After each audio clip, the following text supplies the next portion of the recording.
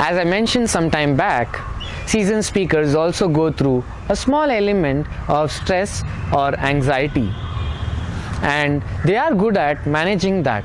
Anxiety or fear can actually be managed in two ways. One is psychological and two is physical.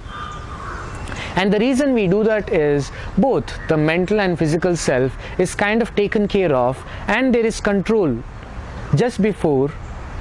created just before we deliver the talk or a speech. Psychological way of handling our fears. The first one that I would share or suggest would be face your fear. Before I get into explaining about it, I would want to mention a small experience of mine. I am a victim of acrophobia, or generally called as vertigo, fear of heights. Few years ago, when I started working with Indus School of Leadership, we had this challenge course that was a part of our simulation. And challenge course is a 75 feet high structure where people are supposed to climb to and then do their zip line. I'm sure most of you must have at least heard or seen or experienced what a zip line is at a height of 75 feet. I had joined Indus School of Leadership as a trainer, as a lead faculty, and that being the case, it was important for me to, one, experience that constantly every now and then, and also ensure that participants who would want to experience zipline, I am equipped and I have learned the art of being able to belay them. Now this was a very tensed situation because I was absolutely not okay going up the challenge course, and which is where I stumbled upon my learning around being able to confront my fear. And I said, this is a fear that I have to admit and also not deny it, and the best way to do that is to face the fear. The first time when I did zipline, I was nervous, I was trembling. The second time the ratio was much lesser, but over a period of time, having belayed a lot of people and having ziplined myself all alone, I think I got confident over a period of time. And which is why I would say psychologically it is very important for us to be able to face the fear and ensure that we actually make things happen by experiencing it and admitting it. Secondly, worst case scenario, meaning to assume and imagine and understand that who your audience is going to be. The second way of confronting our fears would be to imagine the worst case scenario. The very exercise of visualizing what the worst case scenario would be, for example, audience booing at you, or maybe you've forgotten your lines, or maybe there's a screeching happening on the mic, or any of these will add to anxiety. But remember, there are a set of audience who are sitting right in front of you who are actually focusing on your content. And also there are people in the crowd who can sympathize with you if any of this has happened. While any of this can happen, the intent here is to share of how visualizing what can happen and what you might encounter will actually help you be prepared and be more confident about how you are going to deliver your talk. And let us imagine, just in case something like this has actually happened, I would say that's not a big deal. It is okay to commit mistakes. Just move ahead and give very little space for audience to consciously recognize what the error is and move forward in terms of what your talk is going to be around.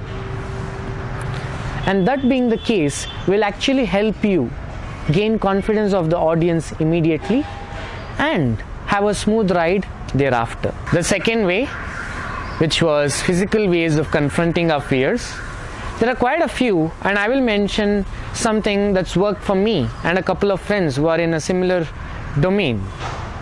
The most simple thing would be to take deep breathing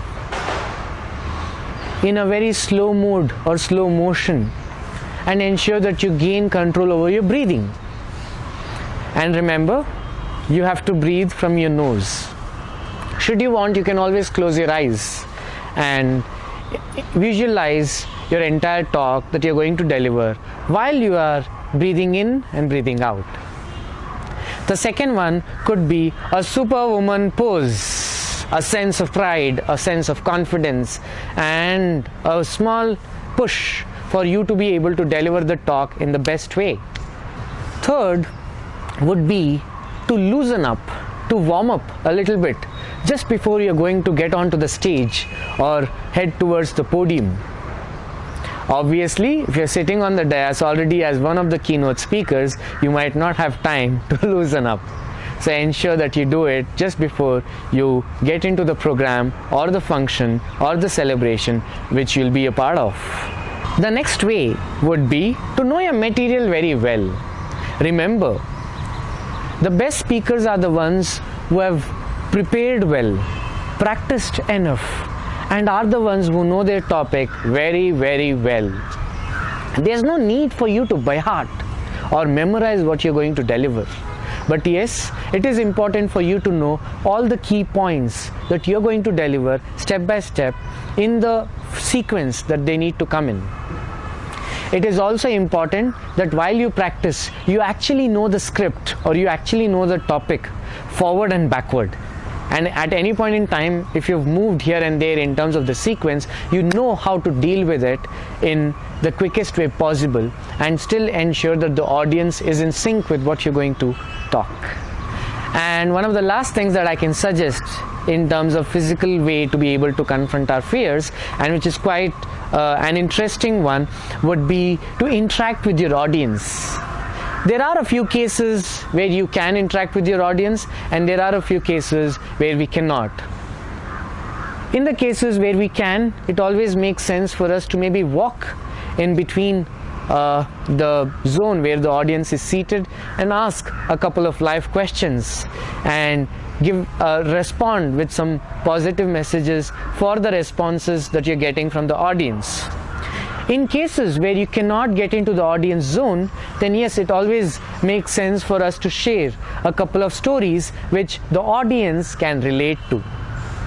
Simple methods like this, be it psychological ways or physical ways of being able to confront our fears, are some things that we can actually have a control over and constantly boost our confidence just before or while we are delivering the talk in quite an easy way. Quickly, let me summarize what we've understood in this session. We started off this session with understanding what a speaking event is and what are the different types of speaking events that we might be a part of.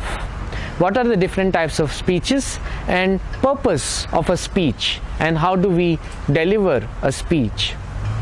We also understood the very reason or the sources of the fear, stress or anxieties we might go through, and finally ways in which we can confront our fears. And broadly we covered psychological and physical ways of confronting our fears. Quickly, I will summarize few key elements that we have to remember while we deliver a speech, and that would be in three parts: before I have to deliver a speech, during the day of the event, and maybe post delivery of the talk or the speech. Let me quickly take you through three important parts that now we have to remember when we are preparing to deliver a speech or a talk. The first part is, what do we do just before the event? There are three important elements. One, prepare and practice as well as possible. Second, visualize the entire event. Visualize the speech that you're going to deliver. Visualize your audience, the way they are going to respond, the way you are going to deliver the talk, and the way you will receive accolades from them. And most importantly, just relax before the talk. Deep breathe and warm up if you think that helps you. Second part would be during the speech. Remember, start strong and start with a couple of impact lines which would be your attention getter. Audience should have actually started listening to you from the very beginning you start delivering the talk or the speech. Secondly, don't worry about any stumbles that are going to happen while you're delivering the talk or a speech. Even if you would stumble, just leave it aside and proceed from where you stopped. And I'm sure audience will actually go in sync with what you want to talk to them or share with them all about. The last part would be after you've delivered your speech or the talk. Yes, this is also as important as before you deliver a speech or a talk. And here is the time when you should speak to people who have attended your talk and seek feedback. And remember, feedback is something that is very constructive by its very nature. So any feedback that we receive, we have to assume that it is true and try to work upon it. One is to get feedback from the audience, and the other way would be self-evaluation. I am sure we would have friends who would have recorded our video. It is always good to go back to the recording and check how we delivered, how one delivered the session, and what are those elements where we would have missed out on something or stumbled upon or missed eye contact with the audience. Any of this, we can always collate it and use this as a constructive feedback to be able to prepare a better speech for the next time.